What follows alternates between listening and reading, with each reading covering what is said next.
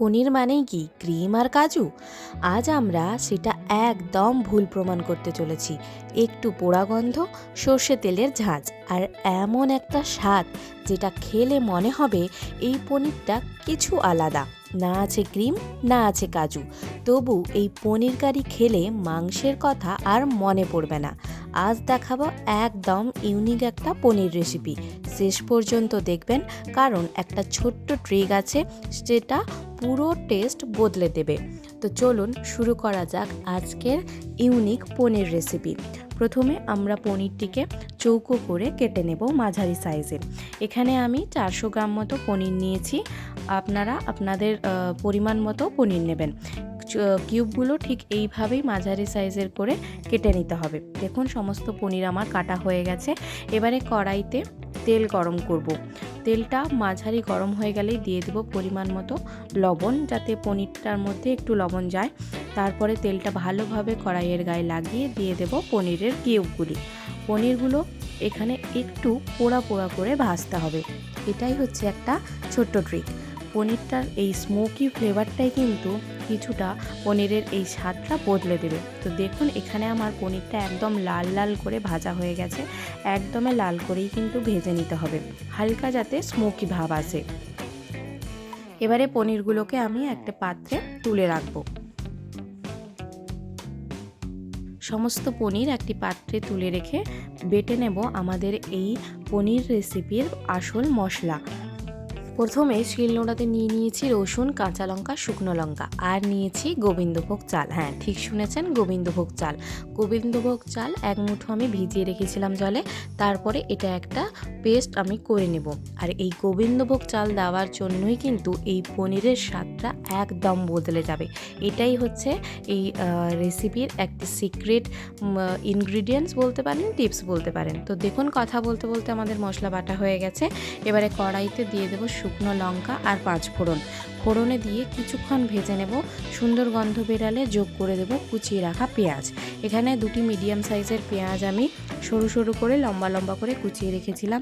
পেঁয়াজগুলি সোনালি হওয়া পর্যন্ত ভেজে নেব। তো দেখুন এখানে পেঁয়াজগুলি আমার ভাজা হয়ে গেছে। এবারেই যোগ করে দেব আমাদের তৈরি করে রাখা পেস্টটি দিয়ে ভালো করে এটিকে আমরা কষিয়ে নেব।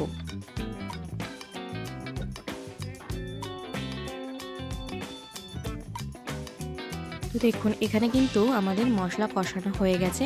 এবারেই যোগ করে দেব আমাদের টমেটো আমি এখানে গ্রেট করে নিয়েছি। আপনারা চাইলে একটা টমেটো পেস্ট করতে পারেন। এবারে টমেটোটা দিয়ে ভালো করে টমেটোর সাথে মশলাটাকে কষিয়ে নেব যতক্ষণ না টমেটোর কাঁচা গন্ধ চলে যাচ্ছে। তারপরে যোগ করে দেব পরিমাণ মতো লবণ, যাতে মশলাগুলি খুব তাড়াতাড়িভাবে হয়ে যেতে পারে।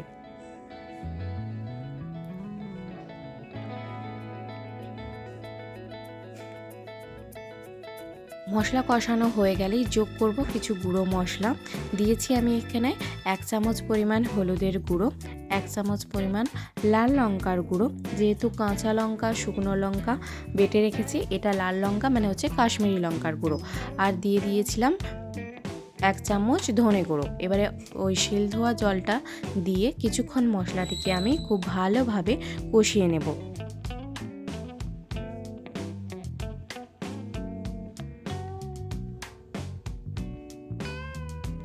তো দেখুন এখানে মশলা কষানো হয়ে গেছে, মশলা থেকে জল ছেড়ে এসছে। এবারে এই মুহূর্তে আমরা যোগ করে দিয়েছিলাম উষ্ণ গরম জল 1 কাপ। এখানে উষ্ণ গরম জলটা দেবেন, তাতে খুব ভালো হয়, রান্নার যে ক্রিয়াটা চলে ওটা বন্ধ হয় না, আর পনিরগুলো খুব তাড়াতাড়িভাবে হয়ে যাবে। এবারে এই ঝোলটি ফুটে উঠলে যোগ করে দেবো আমাদের ভেজে রাখা পনিরগুলো। তারপরে মিডিয়াম ফ্লেমে দিয়ে ঢাকিয়ে 2 মিনিট রান্না করে নেব। 2 মিনিট পর দেখুন আমাদের পনির একদম রেডি। আর যোগ করব 1 চামচ চিনিটা স্বাদ ব্যালেন্সের জন্য। রান্না কিন্তু শুধু মশলা নয়, এটা ব্যালেন্সেরও কাজ করে।